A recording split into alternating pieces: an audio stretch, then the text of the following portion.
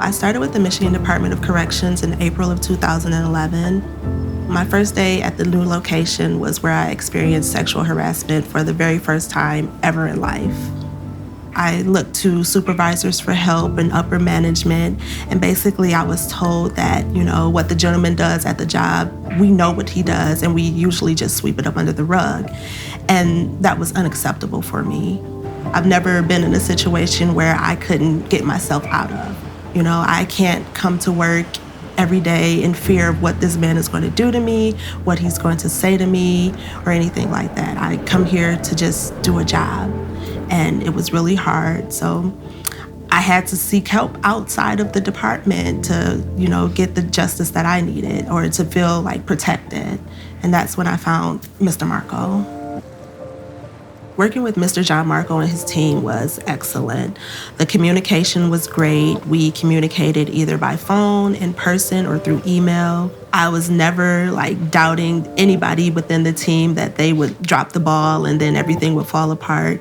They had my back throughout the whole situation. I felt heard, I felt seen, and I felt protected. I was told basically to my face that I wouldn't ever get the amount that we were requesting by someone who worked for the department, but it took them 2 years to figure out what they wanted to do before we could move on with the case. So basically, I just sat in limbo, just suffering in silence at work, contacting Mr. Marko to see if he's heard any updates, and we really didn't hear anything literally for 2 years, and it was very frustrating.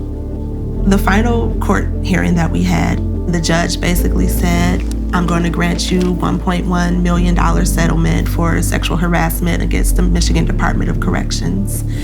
And I broke down crying. After 4 whole years of going through what I went through, justice was finally served. Mr. Marko hugged me and I just cried in his arms for maybe 15 or 20 minutes. And basically I smiled, I signed my paperwork, and I walked out with my head held high, and I called my mom and told her what happened.